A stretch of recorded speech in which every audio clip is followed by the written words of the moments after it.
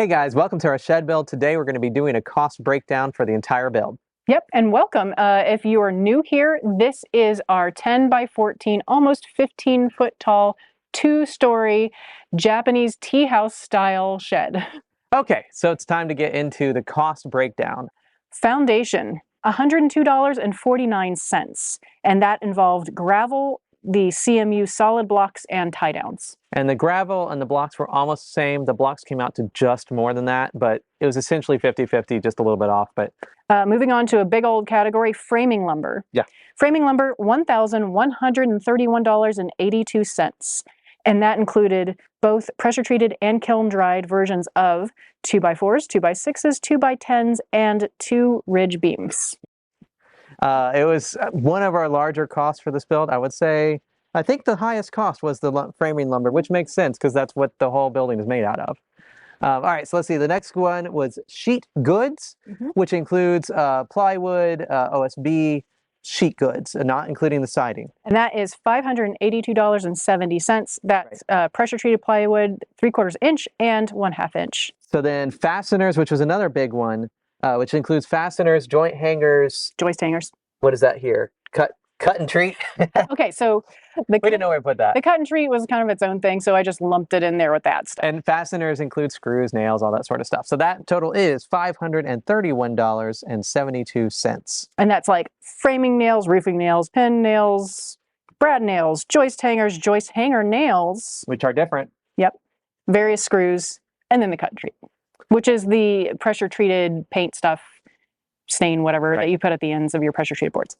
All right, so then we had roofing. What does the roofing include? The roofing is for both roofs. So both the real roof up there and this like little secondary roof that's mostly decorative. So that's a big whopper of a number. That is $1,197.35 for both. Right.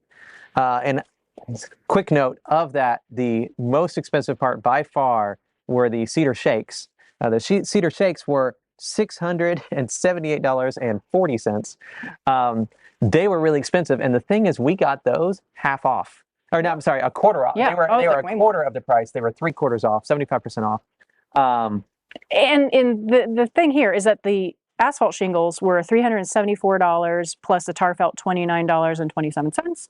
That it wasn't part of the original plan. The original plan was to do the whole big upper roof in the cedar shakes, and we realized we did not have enough. Right. So that was an extra expense that we weren't expecting. Oh, this will be enough. It's not enough. That being said, we have a bunch of extra cedar shakes and shingles, but it just wouldn't have been enough for the whole. Mostly shingles that we have left over. So just want to note that. So if you were building a shed like this, you would need to multiply the cedar shake portion, that $678 times at least 4 plus tax to get an appropriate. To build something this size, which is a 10 by 14 shed. Right. So shakes are very expensive. In addition to the cedar shakes, the asphalt shingles, the tar felt, we also had fascia boards, which we scavenged from boards from somewhere in our house. We just put them somewhere. That was $0. We purchased metal drip edge. We bought window screen to put inside the bird blocks just to keep the bugs out. Yeah. And we purchased a ridge vent. Additional things that were involved with this exact project for the roofing, but were already counted otherwise in the prices are... So those are things, things that we had already purchased that we're using here. Okay. Yeah, things like fall under framing lumber, etc. You get the idea. Cedar furring strips, OSB, fasteners, framing lumber for the trusses for this small little roof, paint for the trusses, which we already owned. I didn't mention that before, but we used old paint we had, and tung oil. All right, moving on. On to siding. So siding includes LP Smart Side, house wrap. I can't read my handwriting. Fiber cement board, fiber cement corners, and paint. So we already had the paint, we already had the fiber cement boards, we already had the fiber cement corners. So it was really just the LP Smart Side and house wrap. The total was $684.59. The LP Smart Side made up the majority of that at $559, and the house wrap was about $125. And that was on sale. It was the nicer non-woven house wrap. It was really nice. But it was the same price as It was premium stuff. I would use that on a house. It was $684.59. Next category is just cedar. Blankets. Blanket statement, cedar. Right. Next category is cedar. And this was used for multiple projects. $1,109.48. Oh, that's a lot of money in cedar. It is. But I should say we saved a lot of money by getting cedar fence pickets instead of cedar pre-made smooth boards. The boards were something like, I forget, $8 or $16 a board, and these fence pickets were $3.47 a piece.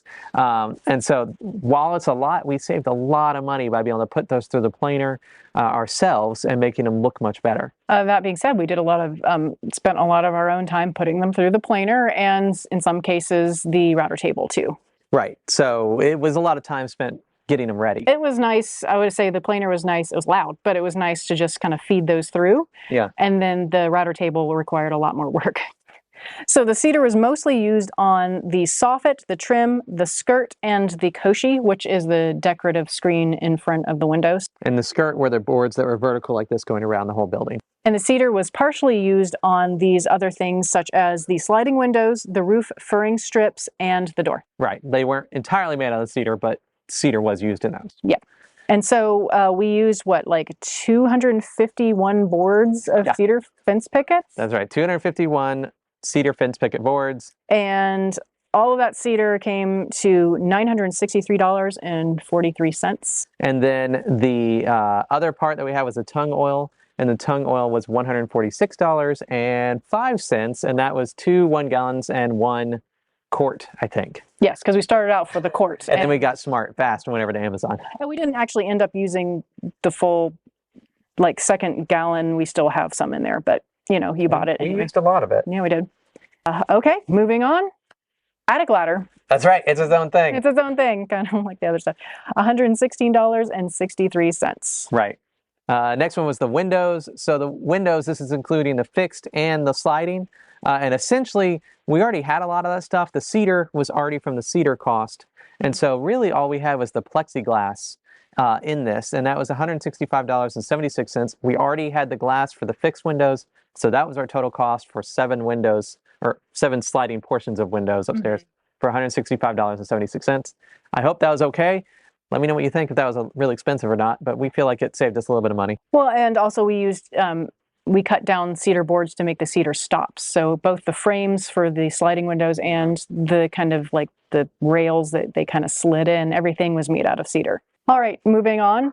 The Soji screen doors, $74.46. And this is something where I'm going to... What's these? You're right there. This is something where I am going to mention that we use 9 2x6 kiln-dried boards. And these aren't included in the other framing lumber info because we did this project kind of late. Right. And so the other thing that we purchased for the doors were these little wheels, these little nylon wheels for $11.58 that go on the bottom to help them roll a little. And honestly, those are holding up really well, just so you guys know. Like, I didn't think that they would hold up. They're doing great. Okay, and the other materials that we used on the doors that would have already been mentioned are cedar boards, fasteners, and actually not mentioned, it's a different screen, but the screen on these doors here, my mom had extra screen she was going to use for a project in her house, and she had it, so there we go. Why not use it? All right, moving on to the ramp, which is $0. That's right, it was free. So this ramp that might be a little bit too steep, the ramp here, it's working so far. So we had scraps from the shed cutoffs. We had PT 2x6x10 still that we had cut off still from up above. We had cement bags that had been sitting in our garage for about 2 years. And we had deck screws that we already have included in the cost before.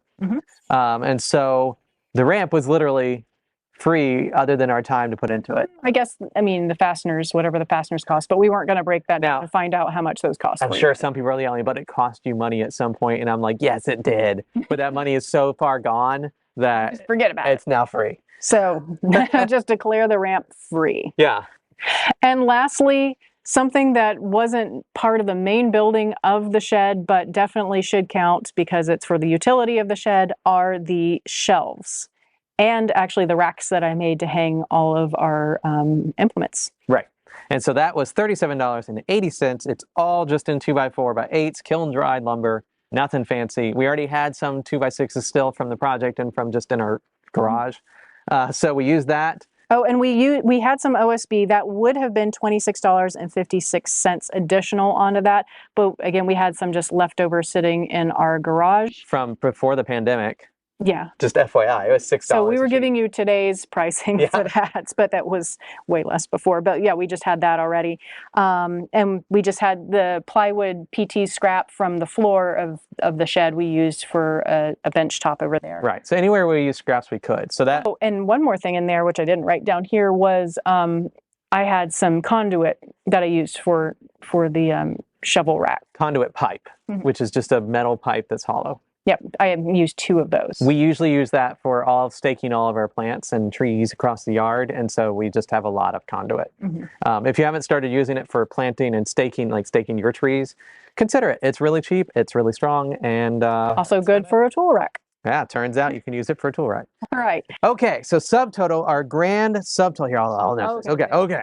Grand subtotal before returns is $6,785.22. That's including tax, everything all in. Returns. So these were things that we didn't use and we were able to return in our 90-day window that we're given, which is $1,250.33. That sounds like a whole lot, but a lot of what we were able to return was sheet goods like the 1/2-inch plywood. I think we were able to even return maybe a couple sheets of the 3/4-inch plywood. And so that adds up fast in that category. And there's some things that we purchased, like a whole bunch of caulk that we realized that we didn't need. So we just bought it and just straight up returned it. Right. So that means the grand total was $5,534.89. And that is awfully close to your guesstimate. Right. From the get-go, my goal was to have a cost of around $5,500. And we went to $5,534. I am okay with that. I guess I should round to 35, but I am okay with that. That is really close to our original goal. And I feel like the cost is pretty good for what we did. So guys, let us know what you think. Do you think that we spent too much? Are you surprised by that cost? Did we really not spend as much as you thought we would have to make this shed? Just keep in mind, it's a shed with a full attic space above. It's a 10 by 14, and it is 14 feet, 11 and 1/2 inches tall, because code here is 15, so we'll stay a little under. Just give it a little bit. Yeah. Oh, and not to underestimate our time investment there. Yeah. So from February to October.